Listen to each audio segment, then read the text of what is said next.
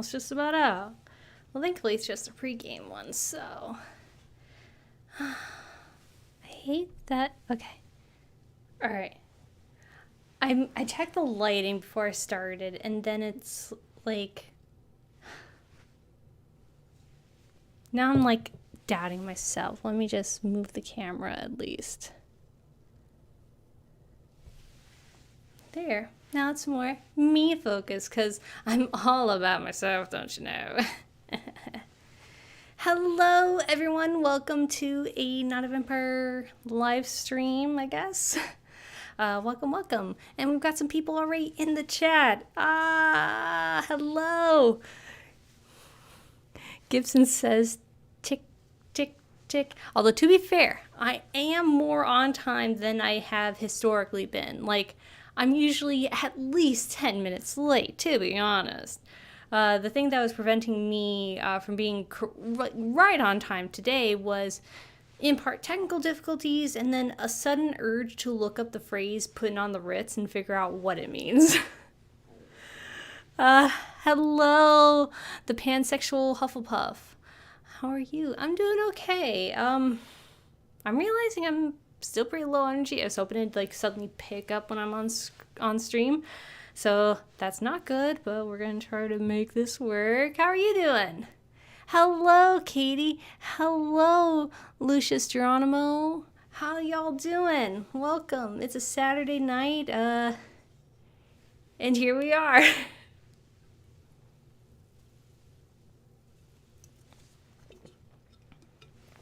Oh boy, oh boy, oh boy. I decided to try to... Yeah, I was about to just talk about the beret, Gibson. I got it at a flea market about at least a month ago by now. Over a month by now, maybe. And my first thought was, oh, I can, like, style it in the, like, 1930s, like, side of the head, sort of, like, a little forward way. And I have not, in the whole time that I've owned it. I've just been putting it behind my head. But then I tried that today, and it was like, it doesn't really work with that. I put my hair up. So I decided, in honor of Tallulah Bankhead, whose image I kind of butchered in order to get my thumbnail, I'll put it in a 1930s kind of look. Although, I don't really know if she wore hats like the 1930s way. She's more known for like having her hair out and down, especially in the 40s. I don't know. Neil, all this to say, I'm sorry to a dead woman for ruining your picture for a funny thumbnail, or at least a thumbnail that I thought was funny.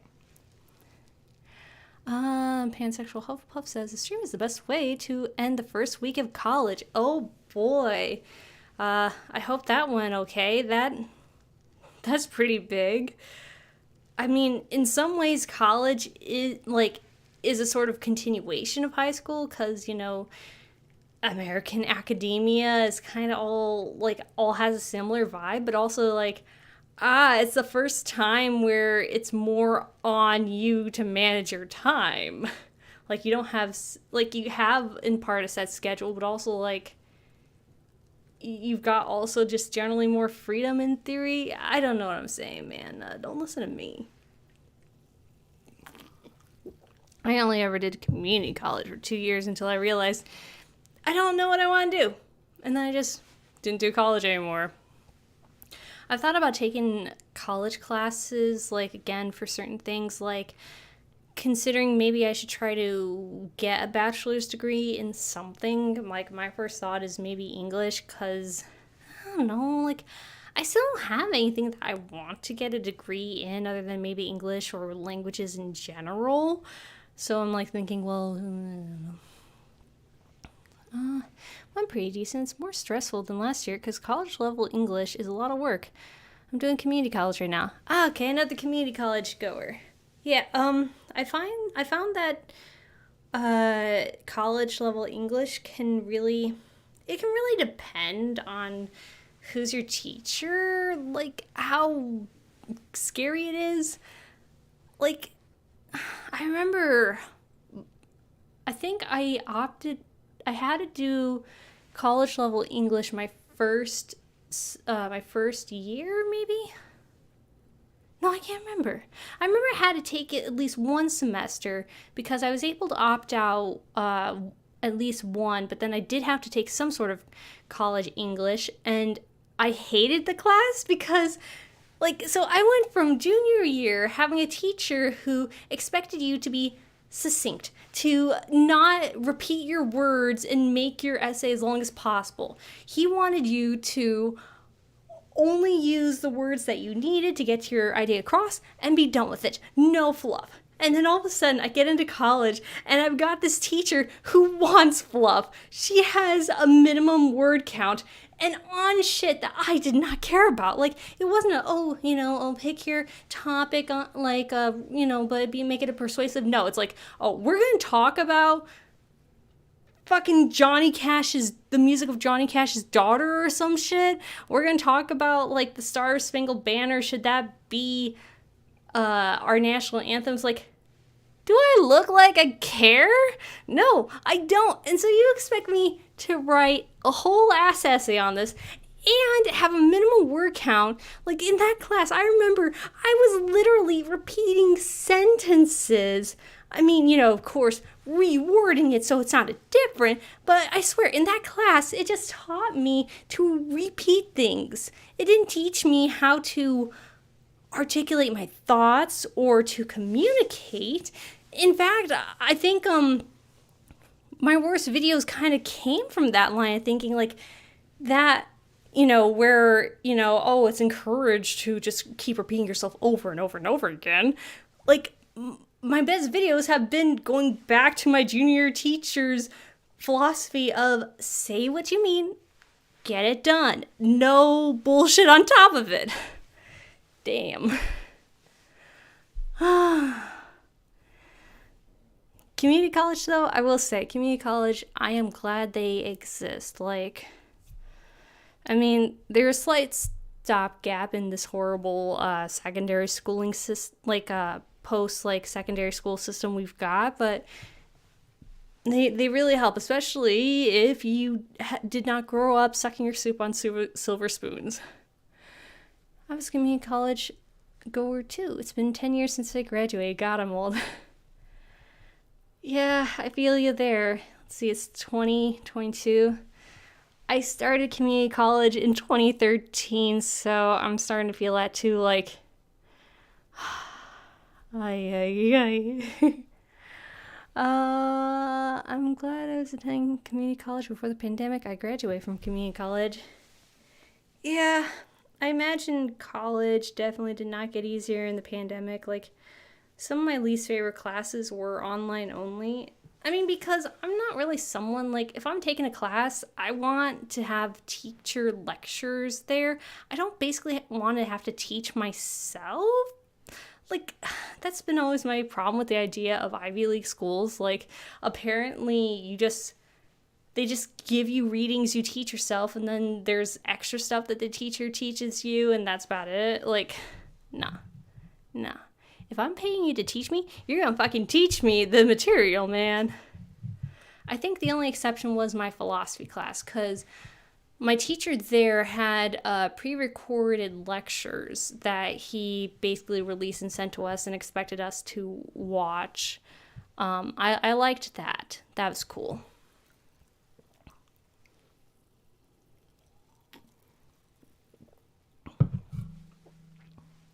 I'm gonna say, in addition to liking the beret, it really goes well with the outfit. Thank you. I actually just got this outfit. I don't know if you guys can see. It's a pinafore dress with a blue button down. I'm not the happiest with the pinafore dress because I thought it'd be more A-line, like flare out, and I'm not sure about the material of either the dress or the blouse because I've been trying to move away from plastic, and I knew this wasn't going to be like cotton or linen. I can't remember what the word is for it. It is a sort of like a rayon or like a plastic-ish made from plants, so it's better, but I don't know, I'm not really sure I like the feel. But yeah, thank you. I like this outfit too right now. I think at the very least the blouse is going to be a more consistent thing. Oh, YouTube, that is not a naughty word. Let that show, please. Thank you. Oh, Pinafore, I shit you not. I thought it was overalls when you were sitting down. No, no, no. I used to be an overalls person, but for the longest time, like, I stopped really being into overalls. But what I wanted was a pinafore dress. Funnily enough, when I first met Tarbook, I did get a pinafore dress, but it was very, like, hip-hugging, close-fitting. And, excuse me, I kind of put up with that for a few years, but then I got a little heavier, so I didn't fit it. And now that I'm getting closer to fitting it again, I realized I don't like figure-hugging clothes. So unfortunately, I had to get rid of that. And I happened to find this, like, a two-piece outfit on Etsy, and yeah, that's pretty cool. I was gonna say the whole big thing about never having figured out beret and overalls could go together. Good thing I don't have a bag on my face from that, huh? Oh, no, it's alright. Like, you could probably do a beret and overalls. Like, if it was, black like this, and, you know, you wear a button down, like, I think you could figure out how to mix that together. I haven't tried, but it doesn't seem impossible to me. Maybe. I think so.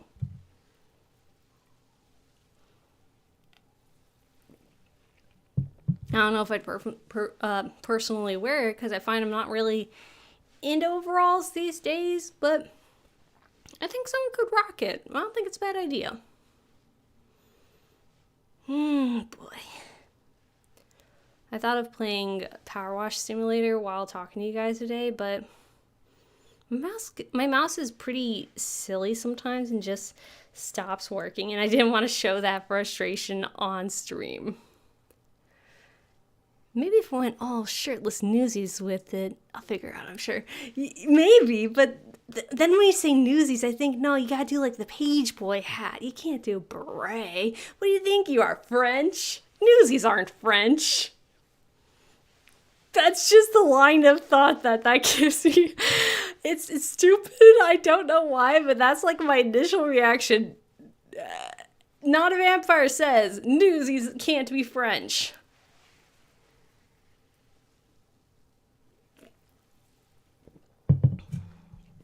That's my hot take of the night, I guess. Ah, boy.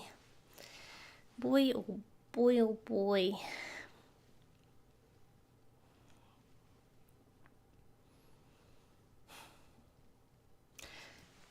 So what's going on with y'all? Over here, it's been warm. Not the hottest, but, you know, it's okay. Hey, my action was to think of a one-off gag from a Beatles parody with Eric Idle in it. What was the gag by chance? I'm curious. Like, I don't really show it much these days, but I was huge into the Beatles, especially in like middle school and early high school. So, like, yeah, there's still a part of me that adores the Beatles, and so I'm kind of curious what the parody joke was. Do you ever get everything you want out of a TV show or movie? I think so. I'd say Castle in the Sky gives me basically everything that I want. It gives me adventure, a little touch of romance, an awesome villain. Like, I fucking love Mushka. I mean, he's one of those guys that, you know the little line in Muppet Treasure Island where Miss Piggy says, you know, I'm beginning to see a pattern in the men I date. I get those vibes. It's like, man, when I think of Mushka, I realize I have a pattern in the guys that I like in media. They're often villainous, but charismatic as fuck, and I love it. Mushka's great.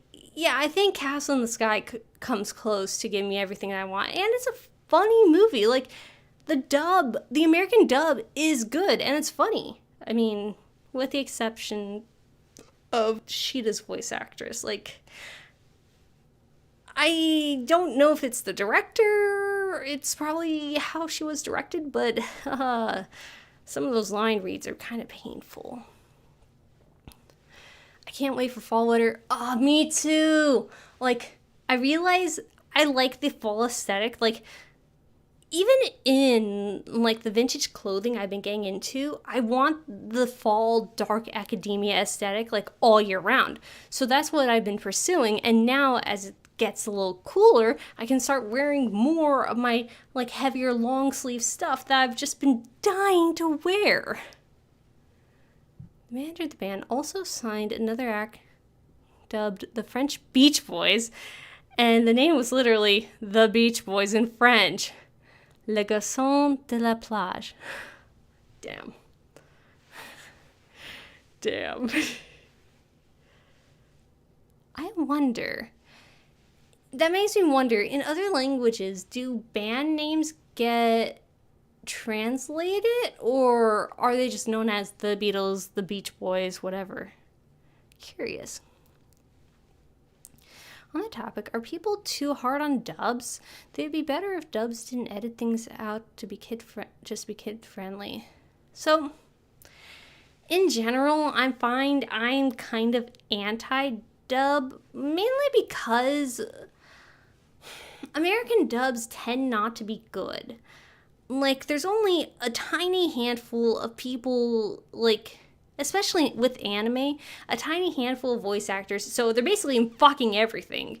And then, depending on the culture and, like, specifics about it, some of that just does not get carried over. Like, for instance, I hear that the trend in Japanese anime dubs these days is to remove honorifics like kun, chan, san, things that, like, are kind of really important in Japanese, because it not only tells you, it's not only a Japaneseism, but it's also something that tells you about a character and how they, let's see, how do I say this? What their relationship is to another character. Like, there are certain honorifics you use with certain people. Like, if there's someone that, you know, you're supposed to respect and kind of put up on a pedestal, you say, like, Eli-sama or something. But then, you know, if it's a little more casual, but, you know, you want to kind of show them respects and say something like Mr. Eli, you say Eli-san. That, like, losing that in a dub is kind of devastating. I think of I was told about the Blue Into You dub where there's this moment in the show where a character asks another character if they can call them by their first name, which is in Japanese is a sort of sign of like informality, like a sign of closeness. But so in the English dub, the way they try to translate it is the one character asks the other character if they could call them some sort of pet name. It doesn't have the same level of impact. I mean, and on top of that, they drop it right away. It just doesn't go anywhere after that episode. So that kind of thing annoys me. And then also, when you get into anime dubs, you get a lot of the anime voice. You know, when you bring your register up a little bit and then you make your voice all scratchy. You know, you just act like a non-real person. Kind of trying to imitate, like, the Japanese, like, voice actors a little bit, but also be English. It's just not natural. And I find, like, something like Ouran High School Host Club, like, I like that because there's a lot less of that, like, those quirks about dubs. Now, it's not to say that there aren't good dubs. Like, for instance, I will say that Castle in the Sky is way better in dub form than sub. The jokes are just funnier in English. Possibly because the Japanese, like, it's hard to translate one language's jokes to another. Like, the sense of humor is just different. it's just in general, I find it's easier for me to just stick with subs instead of dubs. Just, it's more often that they're bad. The dubs, I mean.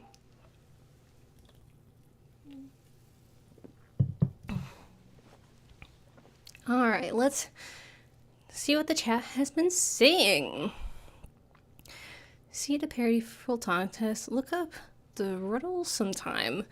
The music surprisingly slaps and the humor is pretty funny. Okay, I'll try to keep that in mind. Hello, Blaze. Hello, this is recommended to me even though I'm not subbed, and I thought I'd drop in and say hello. Well, hello. I'm glad YouTube thinks I'm recommendable. I don't know why, because I haven't put out a video in a while and I'm kind of niche, but thank you, YouTube Sama. I am sorry I hurt your ears. I didn't think about that, and the mic's like right there. I'm a YouTuber, I promise. I mean, I'm only just a little bit buzzed. Just a tiny bit. I love how I go on this fully coherent rant about subs versus dubs, and then I do that. Like, wow. The duality of alcohol. I don't mind dubs personally, but sometimes they go too far with localization to make it more relevant to a foreign audience. Example, a jelly-filled donut.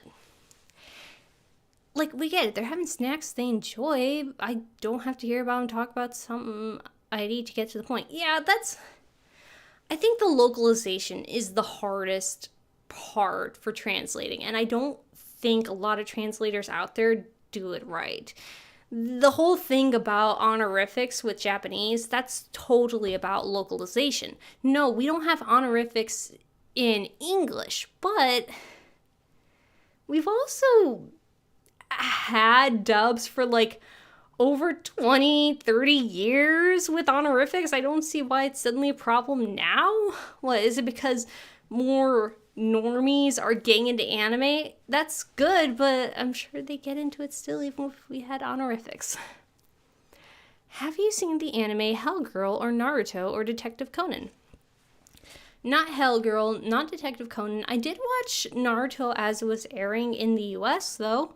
I stopped somewhere after the tuning exams. Like, I think around when Jiraiya was introduced and they were going on their fetch quest for Tsunade to make her Hokage. Maybe I even watched a little bit after she became Hokage, but that's about it.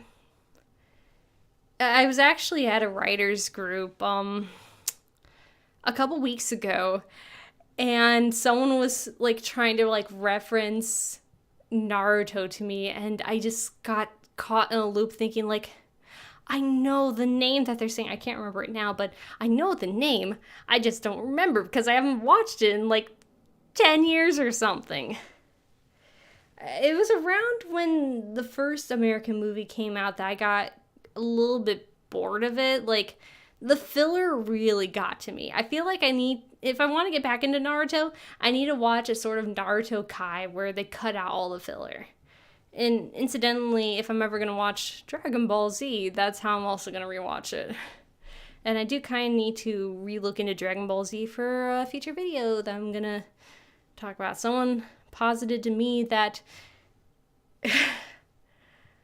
basically Dragon Ball Z taught them everything that the Steven Universe tried to teach and better, and no, hard disagree. Hello, Mimikyu, how's it going? What's up? We're talking about anime, subs versus dub. Where do you fall on the debate? You better pick subs or else you're banned. That's my YouTuber voice. I've never used it, ironically, but that's what I imagine a YouTuber speaks like for some reason. It's not like I don't watch YouTube. I know what YouTubers sound like, but like that's what the like clickbaity YouTuber sounds like. Sweet. I'm gonna start making myself something to eat. Be right back. I'll still be listening. Okay, yeah, that's cool. Yep. Gotta get yourself fed. Yep. Yep.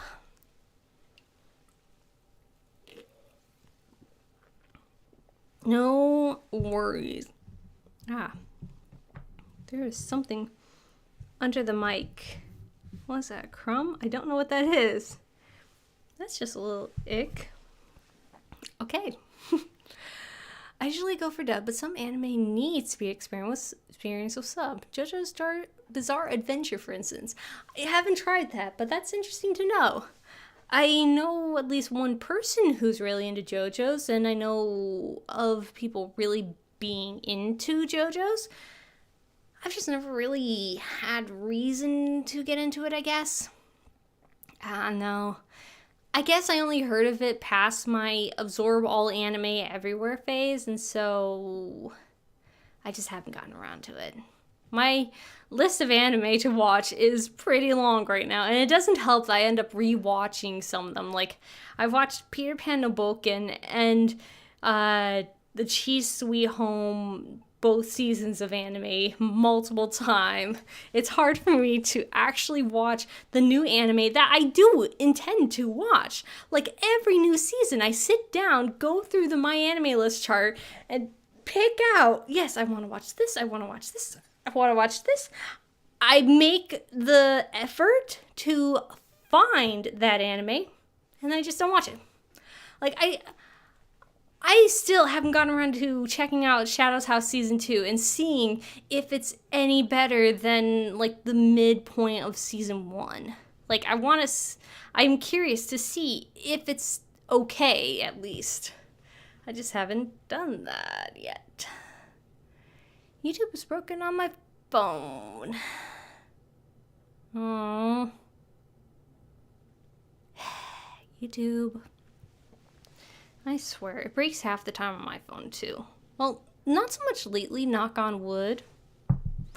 But every so often, I try to go into YouTube, and it just doesn't. It's just like, nah, not today. Go, like, lick grass. That's what kids do these days, right? I don't know if you've seen this anime, but Prince of Tennis... But they have a Prince of Tennis sequel anime. I've not seen the Prince of Tennis. I was kind of aware of it, but I guess it kind of came about at a time where I wasn't like I was kind of getting over my I must consume all of the anime phase, and just was like, I've seen enough sports anime to know where this is going. I'm okay. But I understand it's very good, so I don't think that reading is fair. I just still need to check it out. Maybe someday. I can hear you, but seeing you is impossible, I guess. That's okay. I feel like my best feature is my voice. Because as I'm sitting here talking, I realize I don't know what to do physically to make this any interesting. Like, the way I've been doing it was through video games, but now it's like, oh, we'll just put a camera on me. That's content. I mean, I guess it's satisfying to some people. I don't know. I feel like this kind of content is the kind of thing that I would play Power Wash Simulator over, so I don't mind. Can I send a screenshot on your Discord server because it's kind of funny? Yeah, sure. I'm curious. I'm game.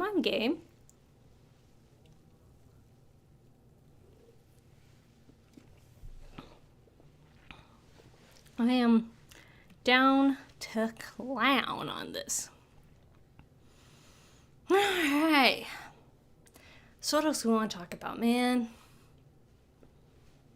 It's 1:15. I'm a little drunk and I need you now. Filled with Degrassi, regarding Drew and Bianca, I wonder if them marrying straight after high school would be a mistake. I think so.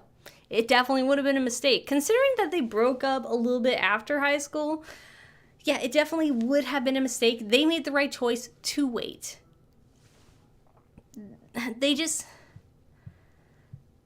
I feel like there's so much growing you do after high school that getting married in or right after high school, it's not advisable to me, I guess. Like, there are sometimes where high school sweetheart situations work out. Like, I've got an aunt and uncle who were high school sweethearts, and they've been together ever since, as far as I'm aware. I mean, I don't quite know when they got together, but they liked each other in high school, and they still love each other now. But that's also kind of rare. I mean, who you are in high school, in hopefully, is pretty different from who you are afterwards, because high school is a very specific environment that's kind of different from the outside world. And also, in high school, you're only just starting to figure out and discover and explore who you are. You're not done with that by the time you reach senior year. You've got a ton more to do. In fact, some people explore who they are their entire lives. I don't think it's reasonable to expect a right out of high school marriage to work, really, to be honest. It does for some people, like I said. I mean, we haven't heard from Simon and Alexa, but, they might have considered it okay, but yeah. Oh my goodness, pansexual Hufflepuff. That is really, really broken. What the fuck is your YouTube doing? Like, what is that? I know, like... No, like, the lighting's not that bad. When I look at it here, what is your YouTube on your phone doing? Jeez. Get it together, YouTube.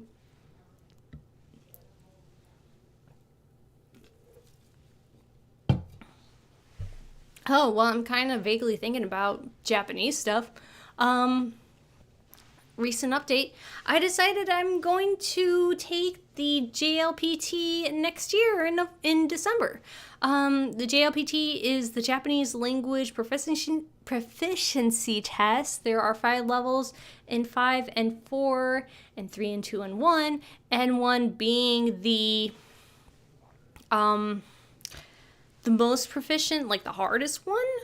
I'm intending on finishing up Genki 1, studying Genki 1 this year, and then finishing Genki 2 next year and doing some extra study to try to take the JLPT N4 next year. So that's exciting.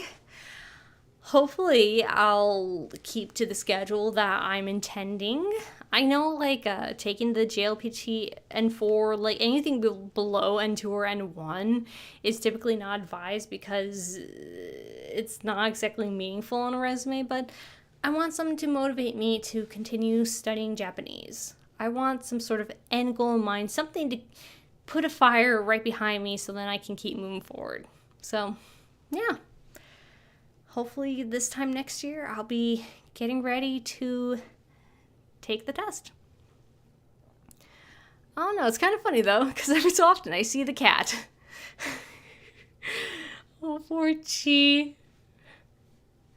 Also, adding to the Tristan being abusive friend, he said to her, "You have a million guys in love and a perfect home. Are you kidding? Cam kill himself." Well,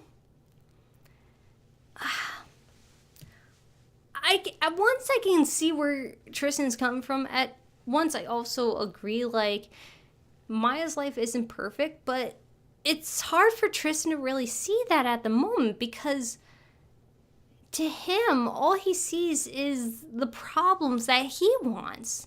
He wants guys to fight over him. He wants the dramatic high school love life that Maya has, and he's jealous of it. And what's even worse is when he perceives Maya as trying to steal what little bit of romance he does get from him. Now, of course, yes, it was good that she told people about Yates and basically got him fired, but still, that doesn't stop why Tristan viewed it that way. I mean, it's not like he was doing it as a calculated move to harm Maya or something. It's just his monkey brain kind of tricking him into thinking that he wants what Maya has. Because on the surface, it seems like everything that he wished his high school life would be, filled with music and exploring his craft and love and just general romance, and he just wasn't getting it.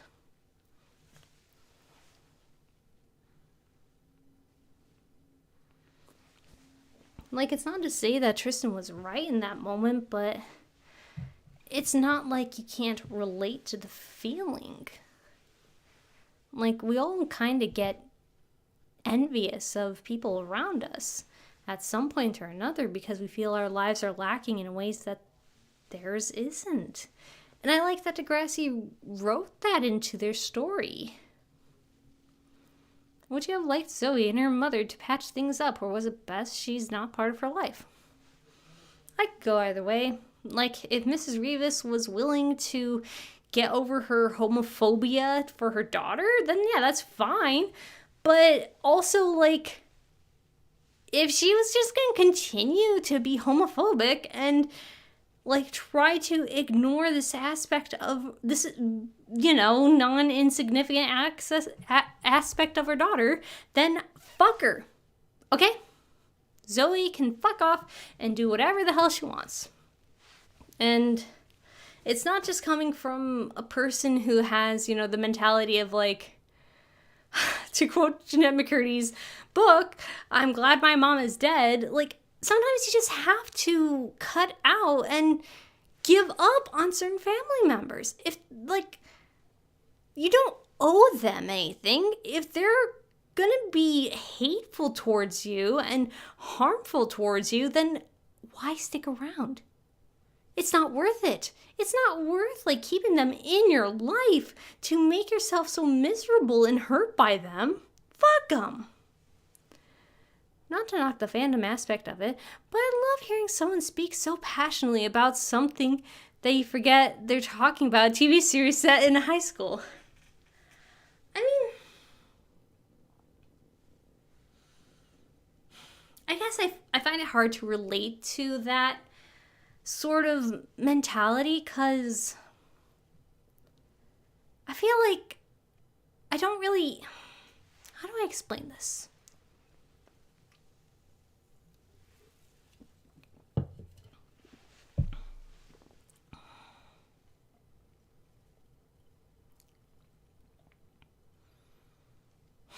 I don't know how to explain it. Like, maybe it's because I watch anime, and anime overall is so high school focused, but I don't think it's quite that because I don't like a lot of the bullshit high school anime they put out because it's kind of all the same. I guess, like, to me, I care more about the story and the characters than when it takes place. Like, being almost 10 years out of college, well, yeah, actually, being almost 10 years out of high school doesn't really change it for me. Like, I can still relate to the high school characters, and if a show has good characters and a good story to tell with them, then I can't help but be passionate about them, especially with a show like Degrassi, where their main thing is telling stories with complicated characters. Like, that's one of the things I love about Degrassi. No one is necessarily a Mary Sue. Like, everyone's got their baggage. Everyone's a shade of gray. There's no perfect character. There's no good or bad. Like, with few exceptions, like, usually side characters or something. I like shows that in some way portray us an aspect of reality.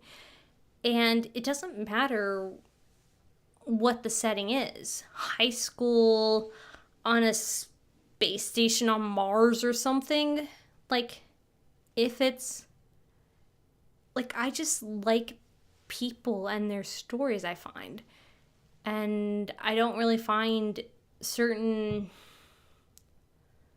age groups unrelatable, I suppose. If there's some you would like to have Avatar... if there was something I would have Avatar do is to give Tylee and May more screen time, I love them. I'd have to rewatch to really have an opinion on that. I think they got about as much screen time as they really could get without taking away from the other characters. I feel pretty satisfied with what time we did get with them. Like, I feel like I got a good grasp of who these people are.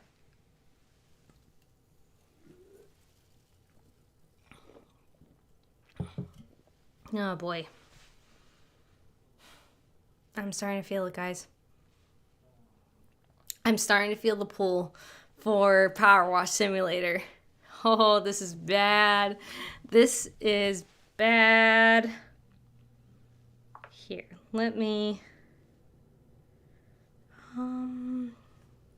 respond to this person and hit the bathroom, and we'll see how it's going. I'm telling you, Power Wash Simulator has taken over my life for like the last month. I would say it's bad, but I'm not complaining. I love Power Wash Simulator. Whoa, whoa, whoa, whoa, whoa, whoa, whoa, whoa, whoa, whoa, whoa.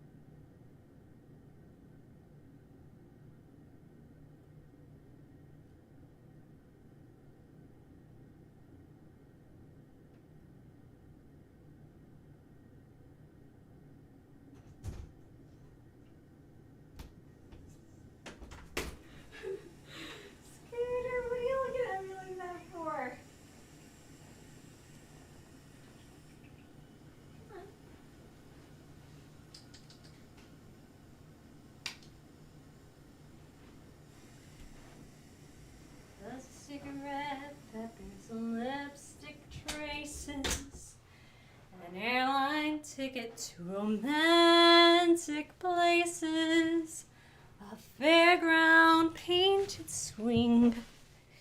These foolish things remind me of you. So I stepped away and I got out of the bathroom and Scooter was standing at the end of the hallway just staring at me. I think she knows. I don't know what she knows, but I think she knows something, guys. So, I think it's time for me to prophesize to you about the wonders of Power Wash Simulator. You might have heard of it because of the Game Grumps playing it recently. And it's actually a very good game. I'm telling you, you need, just washing things is unironically fun. I've had a lot of fun doing it. I got through the career mode. I did the specials. I'm not doing the timed modes because fuck that. I hate feeling like pressure. But, Power Wash Simulator, guys. It's good. I especially like listening to other YouTube videos while playing it. I listened to Quentin Reviews' Sam and Cat video today while working on the achievements for Power Wash Simulator, which, by the way, Quentin Reviews, give him a look, especially if, like me, you grew up on shows like iCarly and Victorious and want to hear how they actually were. And also, the stories around what was going on there.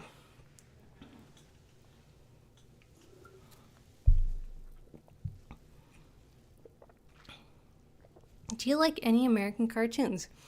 Wow, that sounds like I'm such a weeaboo. No, I'm just kidding. I do actually. Steven Universe.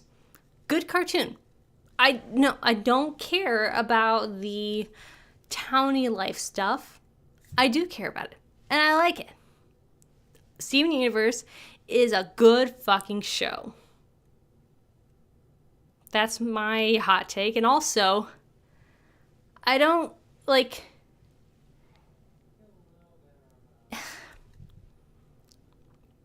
The thing that gets me with people who watch Steven Universe is that they watch it and get mad because Steven doesn't murder the diamonds at the end, or doesn't put them in some sort of, like, eternal prison.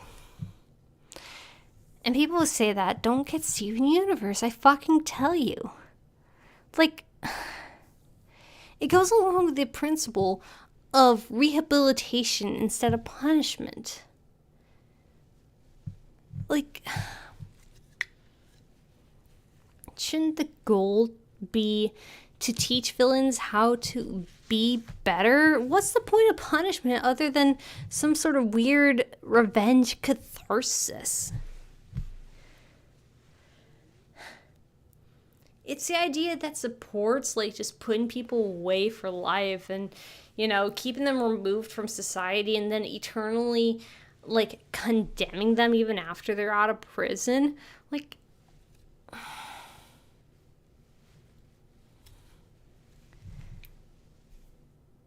I promise it's gonna make more sense when I turn into a real video, guys. But yeah, Steven Universe is one that I like. I'm sure there's others, but I have to really think of them. I used to love Witch, but I watched it about a year ago, and boy, the cartoon fucking sucks, guys. Let me tell you. I read the comics, and they're not exactly, you know, a golden piece of media, but man, the TV show is atrocious. I used to be of the opinion, oh, it's just season 2 that's bad. No, season 1 is kind of messy too. It just so happens that season 2 is worse. I don't think you could even consider Witch an American cartoon, because I think that, like, Witch was a Italian comic, and then the animation was outsourced, like, in France or Italy or something. So that's even better. That's cool. That's cool. I'm still, like, eternally married to Witch, though, as a franchise, I guess, because I keep buying the books. And I keep thinking every so often, yes, I'm going to make a retrospective, like, review video of Witch someday. It's not going to be today. No. Oh, and yeah, I guess Avatar: The Last Airbender. Avatar: The Last Airbender is a damn good show. I haven't really seen all of Legend of Korra. I remember being kind of bored and confused by season 2, kind of feeling that season 1 was fine enough. But Avatar: The Last Airbender, golden show. Love it. Love it, love it, love it. I like Phineas and Ferb, but not for everyone. If you like shows with more story. I liked Phineas and Ferb when I watched it at the time. Then again, I liked it also when I was watching Victorious. So until I returned to Phineas and Ferb, I can't quite say. Because I returned to Victorious and I hate it. I hate it. How did I ever like Phineas and Ferb or Victorious? Like, damn. I will say, Beck and Jade forever. Fuck Beck and Tori.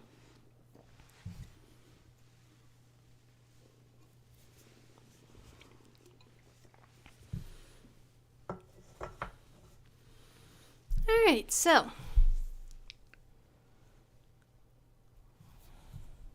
I think we've gone for a hot minute. Let's see if there's anything else. Otherwise, I might fuck off. Hello, Moody Misera, Maddie, hello. On that topic, I think Drake and Josh is overrated mainly because of Megan. I'd have to rewatch Drake and Josh in order to say, but my feeling is I'm scared to rewatch any Dan Schneider show. Like, as a kid, I had no idea all the fucking fetish stuff that was in the shows. I'm rewatching Zoe 101. Like, I only rewatched the first episode, and that was pretty alright. That was fine enough. Like, that was okay. Okay. But I'm scared because Zoe 101 goes on for like, what, 4 or 5 seasons? What fresh hell awaits me? I remember loving the show when I first watched it. I don't trust Dan Schneider's shows anymore because they're not like I remember them. No.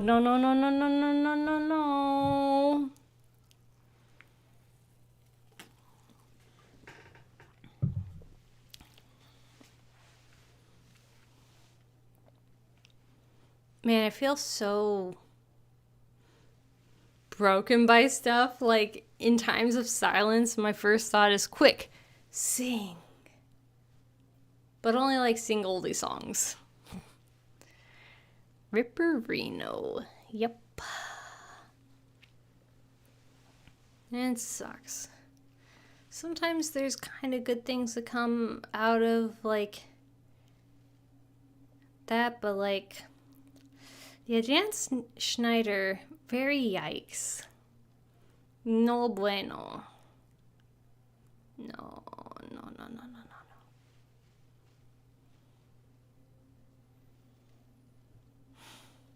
I know you just got here, Maddie, but I think it might be time to call it. I'm feeling pretty low energy now, and yeah. Well, I don't know, what do you guys think? Do you think I should try to play a video game or just call it? I'm feeling just calling it because I don't know. I was hoping that the alcohol would up my energy, but it's kind of not. Maybe I need some sort of gimmick to get me going. But I don't have one today. My only gimmick was, let's Photoshop a picture of Tallulah Bankhead and call it good. That was my bright idea for the day.